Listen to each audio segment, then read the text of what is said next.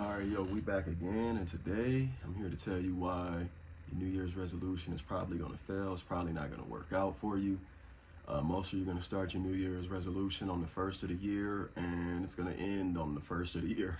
I mean, sorry to say, but it happens to a lot of us. It used to happen to me a lot too, to be honest. But I'll give you some tips on what to do and what not to do, and maybe you'll succeed this year. So, first reason New Year's resolution fails is because it's not a New Year's resolution. You start New Year's resolutions. You want to do everything. You want to go to the gym. You want to see your mom more.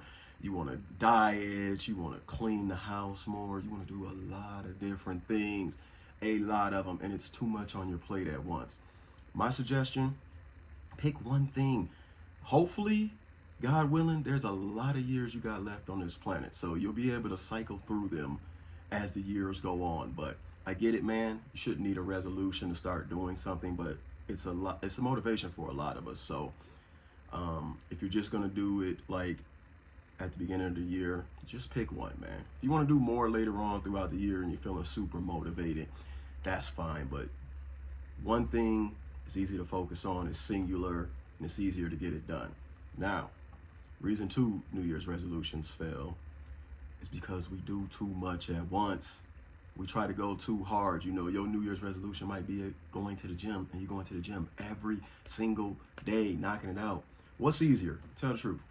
Going to the gym once a month, or going to the gym every day? Going to the gym every day, or going to the gym 2-3 times a week? You know, you got to break it down like that. It'll be more longevity in the long run. Like, for instance, it doesn't even have to be the gym, right? Let's say you see your mom once a year, or your grandma once a year or twice a year on Christmas or Thanksgiving or something like that. And you want to see her more, or you want to call her more, and you start calling every day, or you're going to see her every day, or she's out of state, you're going to see her like twice a month. And it gets to be too much. You can't fit it into your schedule. It's another reason it might fail. You know what's simpler, man? You might, okay, let's say you see her on Thanksgiving and Christmas. You know, you can see her once a month. Let's say it's too far. You know, you can see her 4 times a year, you know, once every season, once every 4 months. And you'll still be keeping your resolution versus going crazy and you're like, oh, I seen her. I'm going on a 30 days to see her, 30 days on, 30 days off. Bro, you're going to be burnt out no matter what it is. And you're going to end up failing at the end of the day. Pace everything. If your diet is like, you know, don't go cold. The cold turkey method is terrible, whether you're quitting smoking or you're quitting junk food or you're quitting drinks. It's entirely possible for us as human beings to do so. I'm not saying it's impossible, but is it sustainable? You can quit for like 3 months and then you all of a sudden get that urge because you didn't do it right. You can diet for like 3 months and then you just like binge on freaking cookies and snacks. Same thing with the gym. You can binge, but at the end of the day, is it sustainable? You want to do something that's sustainable and not necessarily easy, but it fits comfortably into your lifestyle. It's going to build longevity. And let's get into another reason why they fail. And the truth is, you're not doing enough. Like, let's say your New Year's resolution is go to the gym and get into shape. Well, I mean, technically, if you go once a month, you've completed your New Year's resolution, right? I mean, you resolved to go to the gym, but come on, man. Are you gonna get any serious results with that? Let's say I'm gonna smoke less or something. I don't smoke myself, but let's say that's one of your resolutions. And you're just like, you know, less for you was like you were doing, I don't know what comes in those things. You were doing 20 packs a day or something like that, and you reduce it to 19 and a half. Like, come on, bro. You only fooling yourself, man. It's not enough at the end of the day. So you gotta balance the scales. You can have too much or you could have too little, but either or is bad, and it's gonna lead to you failing. Also, making a resolution that you don't want to make. This is bound to fail. And you might be like, what do you mean you don't want to make? Well, your friend might be like, come on, bro, we're going to do this together. We're both going to go to the gym, or we're both going to go jump off Niagara Falls, or we're going to skydive every day. We're going to do a different adventure every day for the rest of the year. Like, we're bungee jumping today and we're playing in traffic the next. Don't play in traffic, but you get what I'm saying. And it's not what you want to do, but you get caught up in the hype of it, get caught up in the resolution of it. Make sure it's something you want to do. At the end of the day, Your what's matter, right? If you want to eat healthier, that's fine. You can easily go in the house and throw out all the junk food. I mean, I get it. It's staring you right there in the face. Look, me myself, if I have a box of donuts or a bag of donuts or a box of Pop Tarts, I'm polishing that whole thing off right then and there. I'm serious. One sitting, it's gone. So I don't buy it. I don't bring it in the house. So it's easy to fall into temptation. So if you want to be serious about your resolution, and it's another reason it fails, remove the temptations of it. If your temptation is strippers, stop going to the strip club, my boy. You're going to do just fine. If your temptation is snacks, smoking, stop buying, stop purchasing these things. Stop bringing them in your house. Stop going around people that do these things, and you'll profit a lot more from it. But yeah, those are my main tips, man. One last thing I want to say and add, and this will help you get through your resolutions, is surround yourself by the things that are positive that will help you complete that resolution. For instance, if you want to work out, bro, ma'am, sir, whatever, I don't want to offend anyone, but you want to work out as a person, get some fitness books. You don't even got to read them. Set them up around your house. Get some posters of Arnold Schwarzenegger or Rambo, Rocky, Sylvester Stallone, or whoever your fitness motto may be. You know what I'm saying? Put some action movies around the house. Don't get on YouTube. Watch a couple of, watch some sports. Watch some buff guys.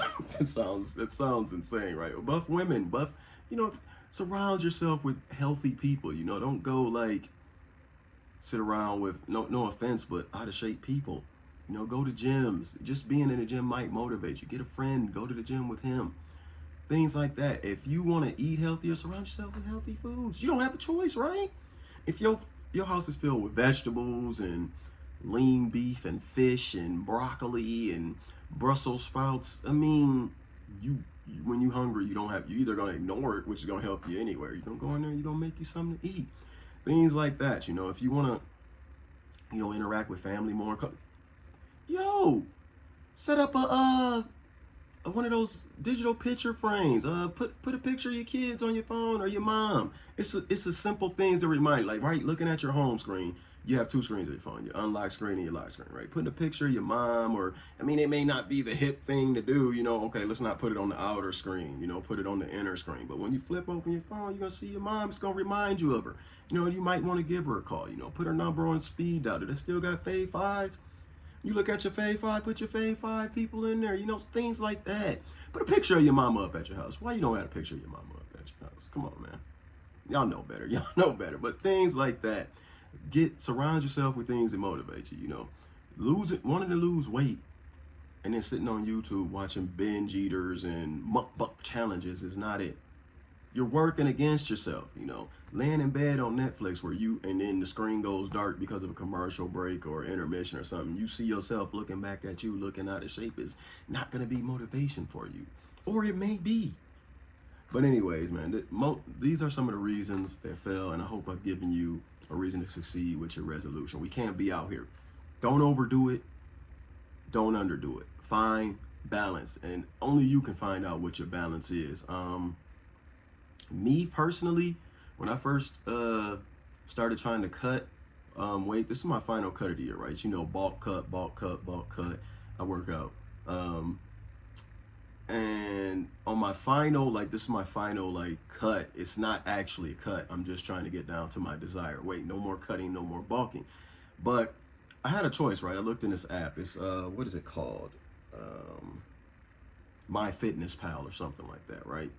And it asked me at which rate I wanted to lose weight, what amount of calories, the amount of calories would be determined on that. And they had outrageous things like 5 pounds a week, 10 pounds a week, 7 pounds a week, 2 pounds a week, 1 pound a week. And you know what? Just to sustain myself and my lifestyle, I'm in no rush. It's winter. I'm good. They had an option for half a pound a week.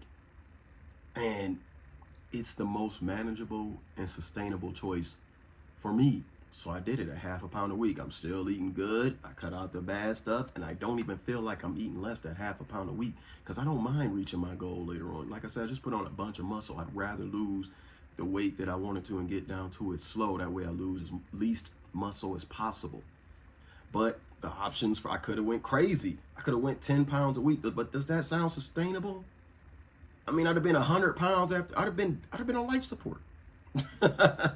But that's what I mean by overdoing it. Like, you have these choices within your life. Don't overdo it. And I could have, some people may say half a pound is underdo it, but if I was like morbidly obese or something like that, yeah, half a pound quite wouldn't get us there at the rate and speed we wanted to go.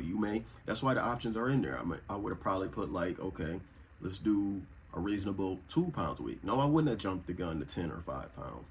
If I was morbidly obese, I would definitely go like 2 pounds a week.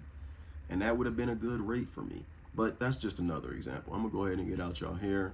Y'all let me know your thoughts down below. It's your boy, KLG Ouchie. Until next time, y'all stay safe. Peace.